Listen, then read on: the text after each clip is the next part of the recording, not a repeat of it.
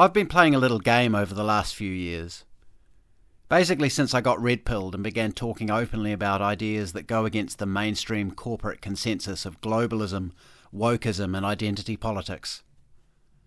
As I've become more outspoken on issues such as immigration, abortion, gun laws, gender and race, and more recently COVID-19 and the Great Reset, I've watched with interest, and often sadness, as erstwhile friends and acquaintances unfriended me on social media. I'm glad to say that most of those whom I consider true friends are still around.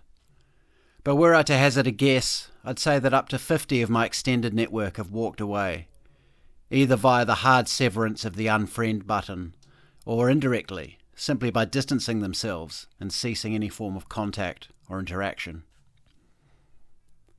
This is a common story for those of us on the so-called right wing, and I don't claim any special status in this regard. What interests me, though, is the timing of some of the more recent departures, and I'd like to use one of these as a case study in leftism. We'll call this guy Tom. Most of us have at least one friend like Tom. You know the one, the proud, self-proclaimed socialist. Tom was not only a devout anti-capitalist, but also a staunch male feminist and vegan. Outspoken does not even begin to describe Tom's views on our broken, corrupt capitalist system and the way it shits all over the poor and oppressed of the world. I remember him berating my gross consumerism when I was flaunting my new iPhone 4S back in 2011, and his concurrent endorsement of the Occupy Wall Street movement. I vividly recall his impassioned arguments with me and my capitalist buddies on Facebook as we condemned the behaviour of the G20 protesters. He was also vehemently opposed to Obama's Trans-Pacific Partnership, the proposed globalist trade deal that sought to make it possible for foreign companies to sue sovereign peoples for refusing to buy their products, among many other nefarious clauses. Bear in mind, this was back in my Patrick Bateman phase. More on that linked in the description. I had recently entered the corporate world and was so excited about my suddenly flush bank balance and the trappings of big city life that my hitherto anti-establishment leanings had evaporated and I was 100% beholden to the system and all its frills and thrills.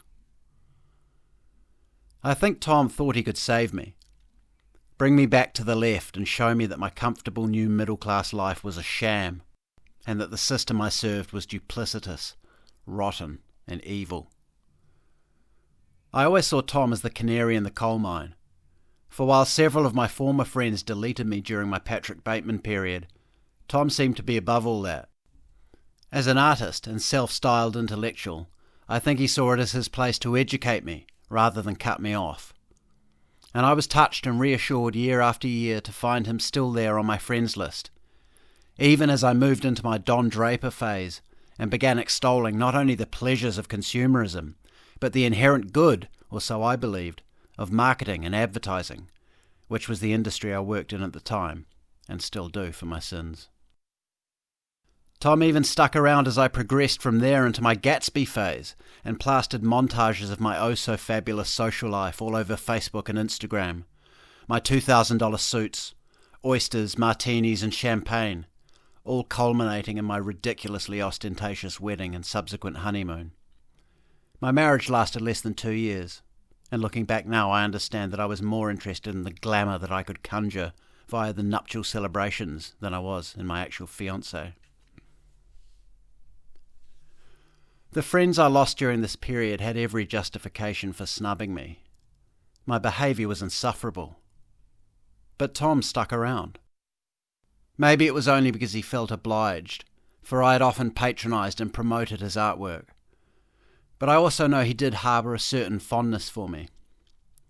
At any rate, any time I felt I might have gone a little too far with everything, for these moments did occur, I was not entirely blind to myself.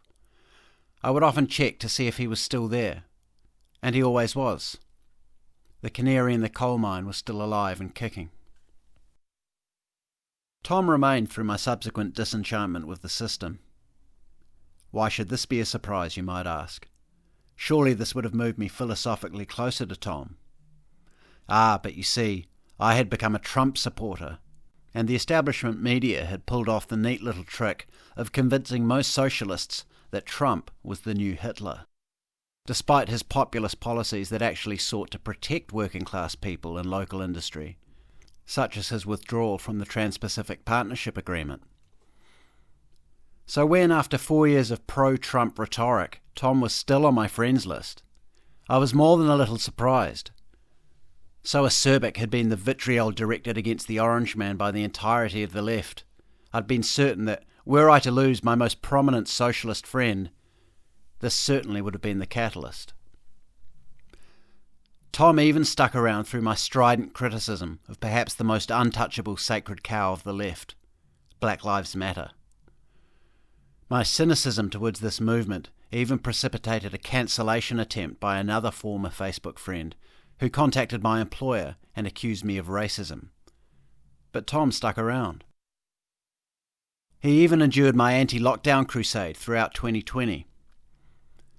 During the back half of this year, as the city I was living in began to resemble something from Cold War-era Eastern Europe, I became as vocal as I've ever been on politics, posting daily scornful tirades against the government and its agents. Truth be known, my rhetoric was in fact beginning to resemble Tom's in its unrelenting denunciation of globalist interests. The way they were destroying small businesses, and my oft-used phrases, "we the people," and "workers of the world." I was in fact beginning to sound rather like a Marxist. In my own mind, I was indeed completing some kind of weird full circle and coming back around to Tom's way of thinking. So I was not overly surprised come 2021 to find that Tom was still on my list, despite the bizarre way the left had fallen in behind the lockdowns and mask mandates. Then came the vaccines. There followed, naturally, my vociferous condemnation of the whole affair.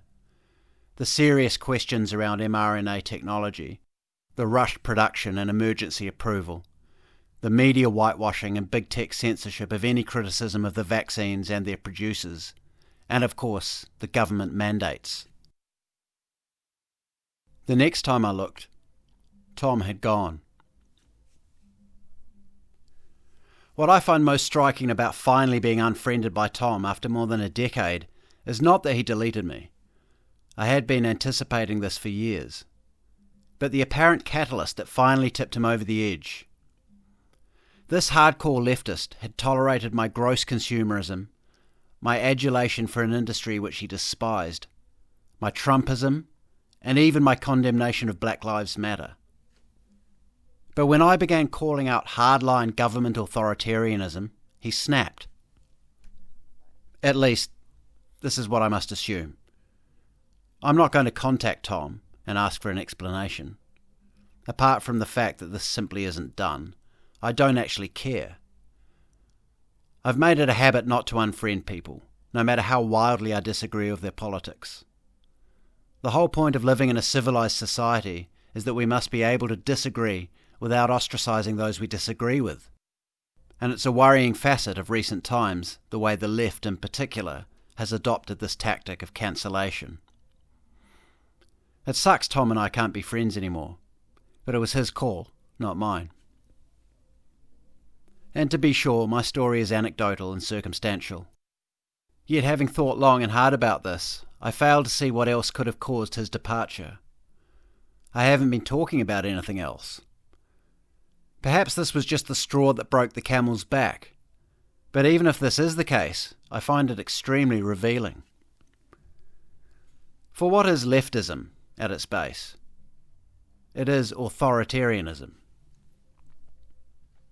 Tom, for all his talk about the plight of the common man and the evils of big corporations, revealed his true colours when the chips were down. When all the bullshit was washed away, what Tom really wanted was an all-powerful state that would tell the people what to think and what to do. And yet this is not the most inexplicable part of the story. What is most bizarre is that Tom's evident support of the state and its tyranny during 2020 and 2021 also implies a wholehearted endorsement of the commercial interests that worked hand in hand with the state during this time to both implement and benefit from the lockdowns and mandates, namely big business, in particular big pharma, big tech, and other massive multinational corporations. The very same corporate crooks who Tom had been so passionately opposed to back in the Occupy Wall Street days. I'm not surprised that Tom revealed a hardcore authoritarian streak. All far leftists are authoritarians. But I do remain perplexed at the way the left has done a complete 360 on its opinion of globalism and big business, and how people like me now get called far right for opposing the tyranny of governments and corporations working in concert to snuff out small businesses and erode civil liberties. I discuss this political inversion in my video 5 Ways the Political Left and Right Have Swapped Places, linked in the description, and what I think is actually behind it in my follow-up piece, I Support the Current Thing, also linked. This thing with Tom will most likely ultimately remain a mystery, but I'm pretty adept at reading these strange little dances that we humans do, and I remain convinced, after 9 months pondering, that Tom cut me loose because I came out so strongly against the vaccine tyranny. Perhaps I'm wrong. Perhaps there's some random, obscure explanation. Or perhaps Tom is simply a neo-Stalinist acolyte of the New World Order. Thanks for listening. Please subscribe to the channel so you don't miss any future videos. Please also subscribe to my Substack at jjdawson.substack.com. And if you'd like to keep in touch, please do follow me on Twitter at RealJJDawson. You can also follow me on Getter, Gab and Minds. And of course, if you enjoyed this, please do give it a like and share it about, because it really helps me out.